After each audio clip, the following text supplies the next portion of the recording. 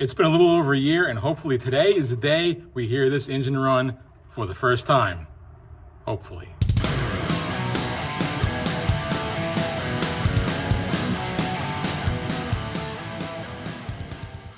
What is up, YouTube, and welcome back to another episode of In the Shop TV. Today is an exciting one, for me anyway. Hopefully it is for you guys too. This truck build has been going on for a little over a year now.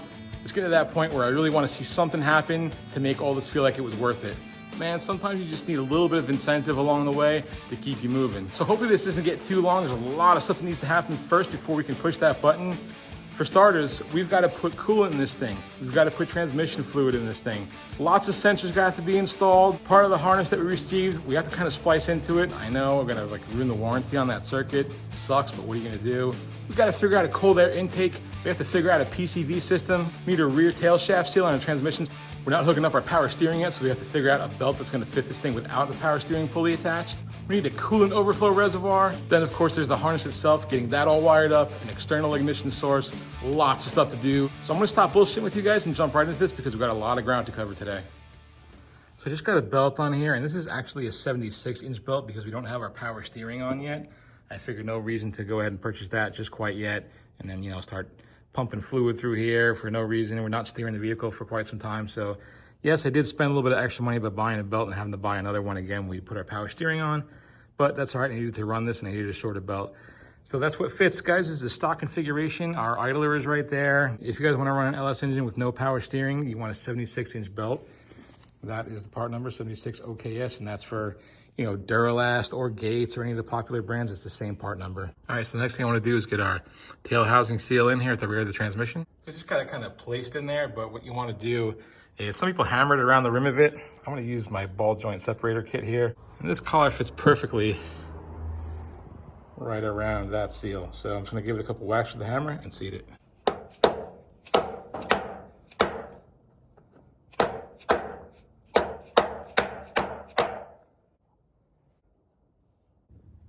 Since we're not close to putting our yoke in yet, I have kind of a block off plug here. Just gonna get that installed. Just because when we start our engine, we start pumping transmission fluid, we don't want to puke it all over the floor. All right, next I'm gonna get our oxygen sensors in, and then I think we're gonna put some gas in the tank.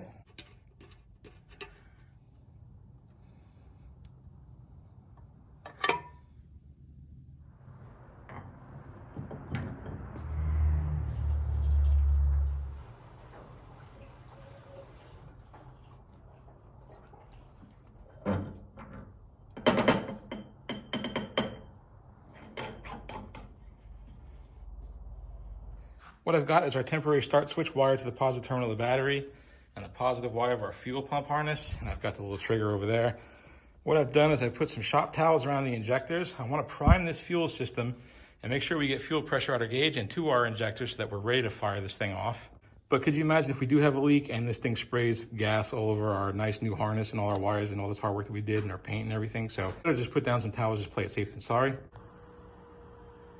We are reading right what we're supposed to be reading. So I don't see any fuel leaking so far. So good. Take that back. Okay, pump is off. We are still holding pressure. We have our catastrophe leak down there. What had happened was this line, I had just never tightened that compression fitting right there. So we're nice and dry where our injectors and the top hats exit the fuel rail. And I'm also not seeing any leaks over here at our lines at the rear of the intake. No leaks back here at our hard line. And no leaks back there at our filter regulator. And on the other side as well, all's nice and dry. All right, so I've just mounted two pieces of wood back to back. Use this corner bracket. We got our E38 computer mounted up. Just a little switch panel, key switch, engine start. And then we got an accessory switch here that I wired up for our fans just in case we run warm. And we mounted our Corvette Gen 4 pedal right here so we can operate our throttle. And on the back side of it, we just have a 5-wire hookup. What we have is ground, constant 12 volt, switch 12 volt, starter motor, and electric fan. That's it. Old habits die hard as an electrician. I keep calling this ground, I should be calling it negative, but you get the idea. I just went ahead and set it down on top of my little service cart here next to the engine. Hopefully that harness is long enough to reach.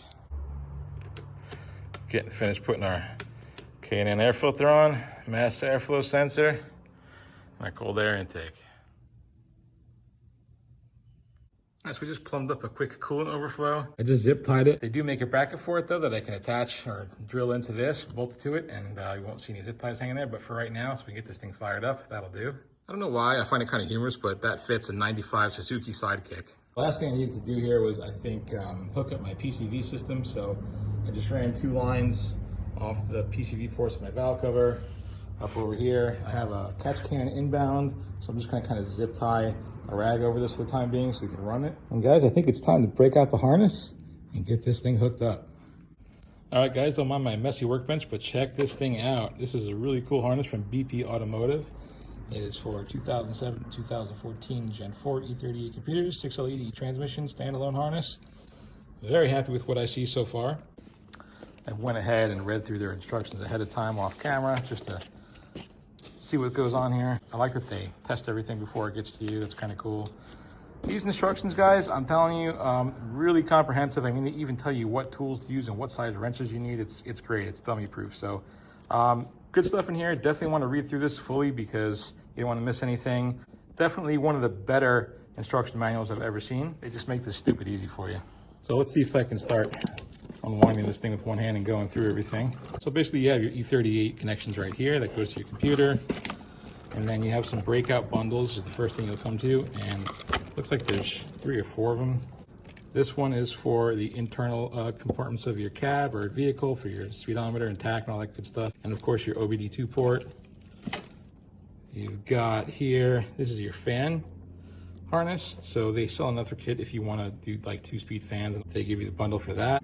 This is for your pedal. We have a Corvette pedal that we're running. Everything's nice and clearly labeled. And technically this 2-wire setup right here, this is your fuel pump and your switched ignition. This really will run the entire engine if you just hook up these 2 wires. It should run. I already went ahead and put a male spade connector on the fuel pump because my fuel pump has a female spade connector on it right now. And this will go to our 12-volt switched ignition source. Comes with their own little fuse block terminal, which is really nice. Pretty cool little setup. They give you 2 relays included with it. One is for your fuel pump, the other is for your switched ignition, and then you got all your fuses already in place. Now the thicker end or the back end of this, they want you to start on the inside of the vehicle and then take the smaller end where all your clips and everything are and run it through to the front where your engine is.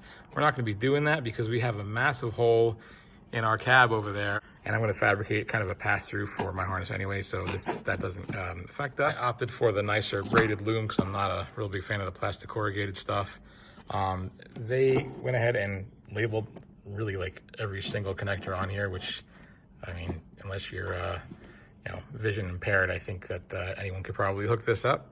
They want you to start this larger end where your grommet is and everything, where it starts to approach the engine on the rear passenger side of the head and then work from the back forward. All right, let's get this thing over there and start clickety-clacking some connections. All right, so the first breakout that we have here, this is kind of for bank 2. It goes that way, as you can see. We run up here towards bank 1, and you've got all your harness and stuff for bank 1.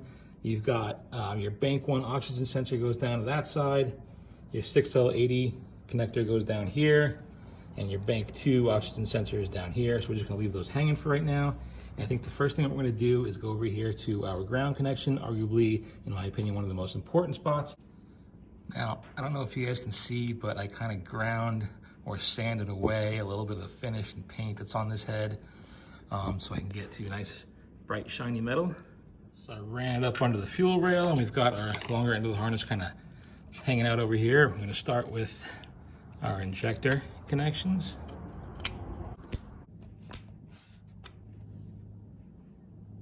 Then you've got your coil harness in here that connects to the harness connector on the other side. All right, so moving to the forward part of the harness here, we'll start with our coolant temperature sensor. It's the easiest one right here on top.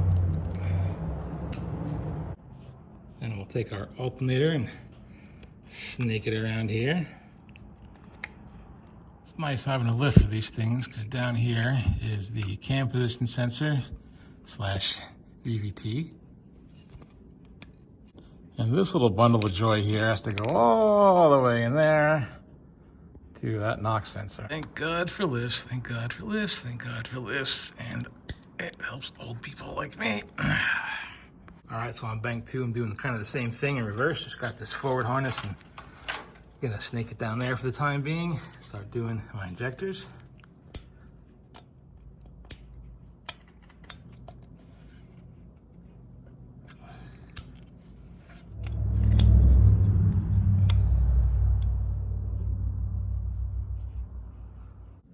All right, moving down. This is for our air conditioning, which we're not installing at this point in the build, so I'm just gonna kind of leave it coiled up, hanging here for right now.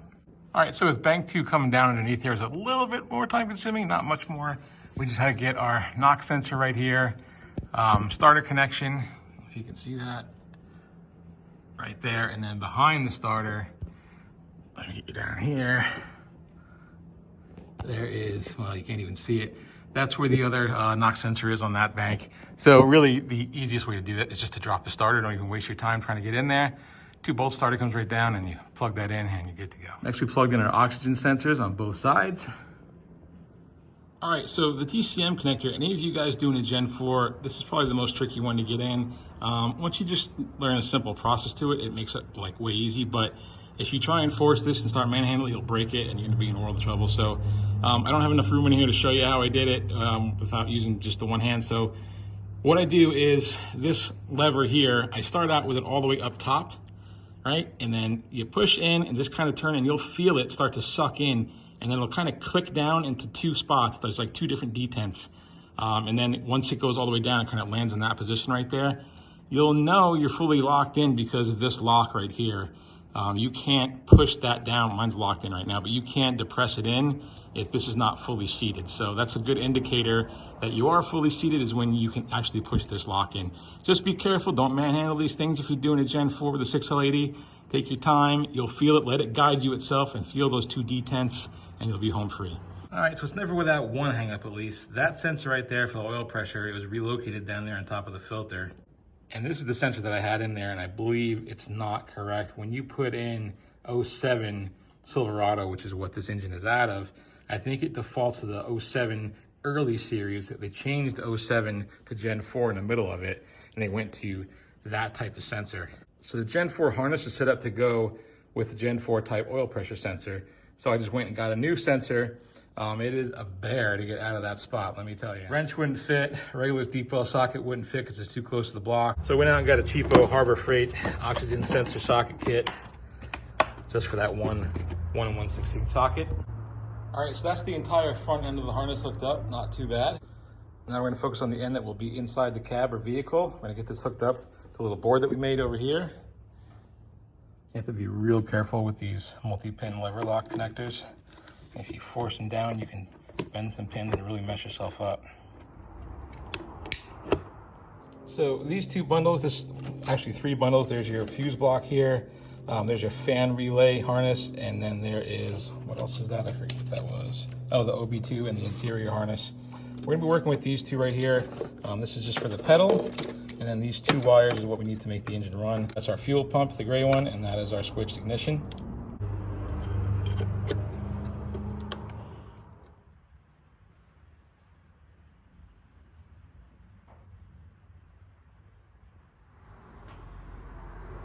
So I just went ahead and hooked up my little handheld scanner to the OBD2 port so that we can read any codes that come up.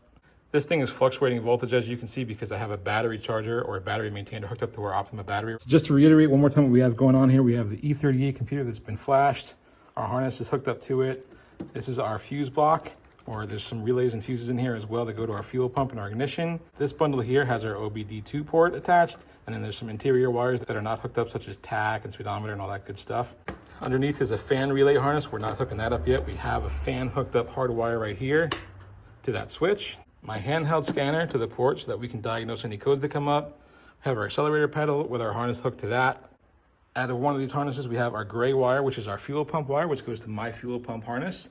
That's triggered by a relay in here. And then this pink and black wire comes around the back and gets hooked right here to switched ignition, which is basically this switch. On the back, we have negative and positive just to power everything up here. That's our switch ignition again. The blue is to our starter, and this is going to our fan. All right, guys, I think it's about that time. You ready? Let's open this up first. Of course, I just set up the stand so that you guys can watch this. I pushed the button and I didn't hit record. Luckily, well, unluckily for me, but luckily for you, it did not start, but I did hear like a second of combustion.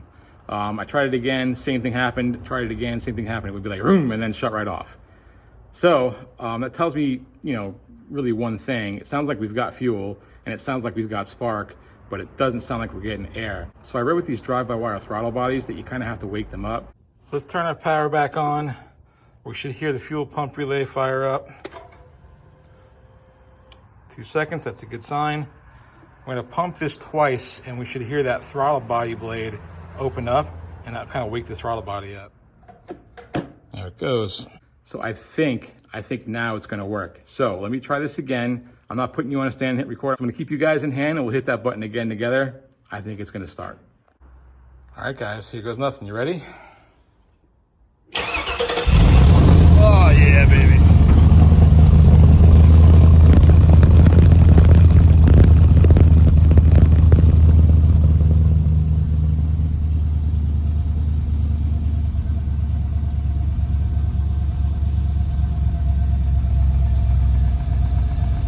Idle's already coming down. I'm loving it. Hell yeah.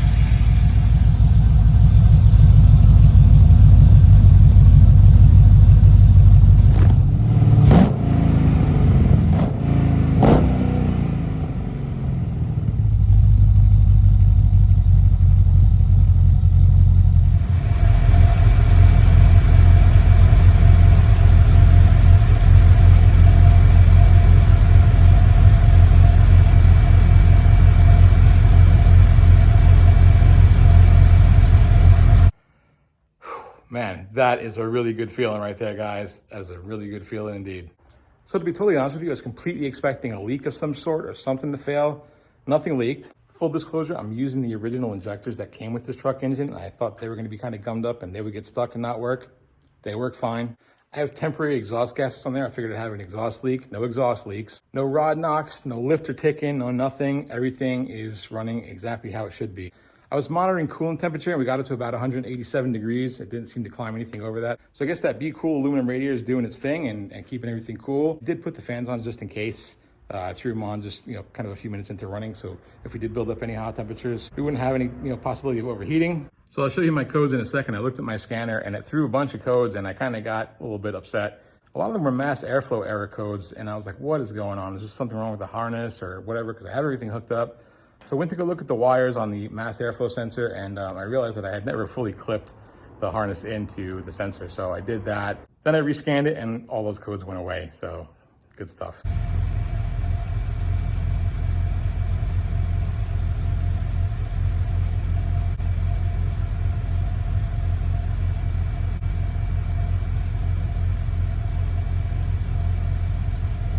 So another thing to note, I don't know if you guys had your eyes on that little voltage meter right there, but my voltage was kind of not where I wanted it to be.